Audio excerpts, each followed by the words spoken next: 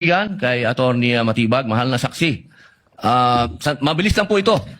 Ako po ay napunta sa PDP Laban dahil po sa inyo. Alam mo, galing ng tanong niya dito, ang lupit. Tama po. Opo. Kayo po ang kumimbinsi sa akin.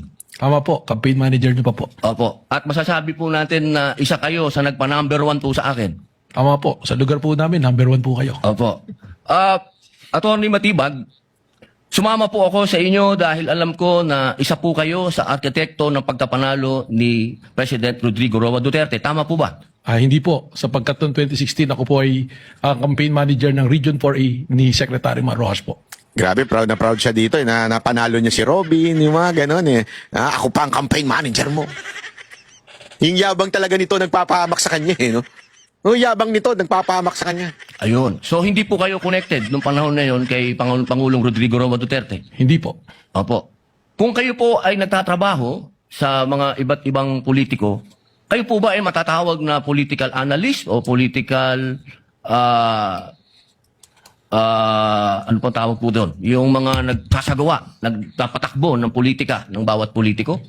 Well, pari pong matawag na tayo ay tumutulong sa ating pinaniniwalaan na kung sino po ang dapat manungkulan sa ating bayan. Opo. Ibig pong sabihin, pwede po kayong gumawa ng isang kandidato at manalo? Makatulong lang po. Sapagkat ang paniwala ko po, hindi naman po isang tao, lalo na ako, ang magpapanalo ng isang kandidato. Opo. So ngayon po, masasabi po natin na pwede po kayong magtrabaho bilang isang political operator? Ano po bang konteksto ng political operator? Ang ibig ko po sabihin, ako po ay nasasama sa isang political party noon, so tumutulong po tayong maipanalo ang isang kandidato ng political party. Opo. Maipanalo lang po? O ano po ba ang trabaho ng political operator sa Pilipinas? Pwedeng gumawa? Pwede din sumira?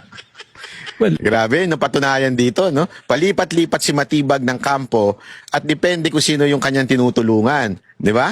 Imagine ninyo, ha?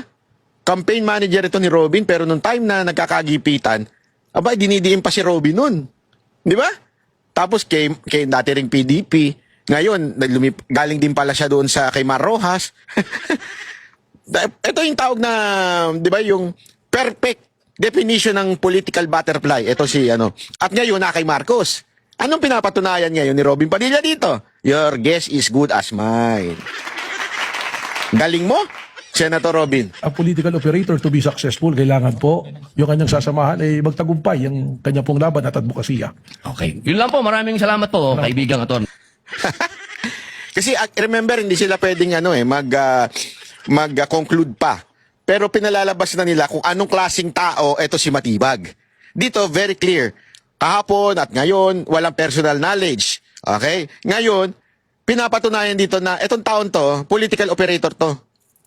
So, therefore, yung kanyang mga sinasabi ngayon, it's not because VP Sara Duterte really committed a grave threat, but because he is operating under Marcos administration. Na pinatunayan din kahapon ng defense na yung asawa niya nag-decide na impeach si VP Sara Duterte, di ba? That he is a political appointee of the president. Sino ba yung grave threat? Kuno, di ba si Marcos? Tapos, tao ni Marcos ang nagwi-witness. Tapos, yung asawa niya, pumirma ng impeachment. At itong tao na ito, yung kanyang personality ay isang political operator. Ang galing nyo. Dito, talagang tibag na tibag si Matibag. Talagang, alam mo, sa totoo lang, napahiya. Napahiya ang prosecution dahil kay Matibag.